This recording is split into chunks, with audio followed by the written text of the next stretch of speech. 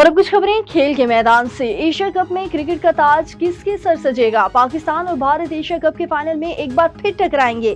Final match कल इतवार के रोज खेला जाएगा। पाकिस्तान ने बांग्लादेश को 11 रन से हराकर फाइनल के लिए क्वालिफाई किया था। शायकीन क्रिकेट टीम की फाइनल में जीत के लिए पुरजोश।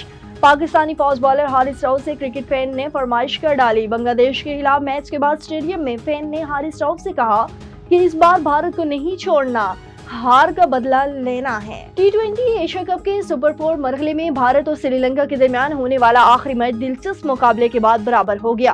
ताहम सुपर ओवर में भारत ने श्रीलंका को आसानी शिकस्त दे दी। सुपर ओवर में भारत ने श्रीलंका की जानिब से मिलने वाला 3 रन का हदफ पहली ही गेंद पर हासिल कर लिया।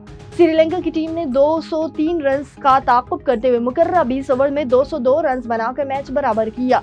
श्रीलंका की जानिब से प्रथम नस्तानका 107 रन की शानदार बारी खेलकर नुमाया रहे। कौशल परेर 58, कप्तान जरीत असाला 5 और कमांडो मेंडस 3 और कौशल मेंडस 0 के स्कोर पर आउट हुए। और भारत की जानिब से आईसीसी ज़ाब्ता अखलाक की खिलाफवर्जी के इल्जामात का जवाब देने के लिए कौमी क्रिकेटर हारिस रऊफ और साहिबजादा फरहान मैच रेफरी के रूबरू पेश हो गए। एशिया कप में भारत के खिलाफ मैच में साहिबजादा फरहान ने 50 स्कोर करने के बाद खुशी का इजहार करते हुए बल्ले को बनावटी गन बनाकर फायर करने का इशारा किया था, जबकि फास्ट बॉलर हारिस रऊफ ने मैच के दौरान विकेट लेने के बाद और बाउंड्री लाइन के करीब फील्डिंग करते हुए भारतीय तमाशाइयों की होल्डिंग का जवाब देते हुए तैयारा तबाह करने का इशारा किया।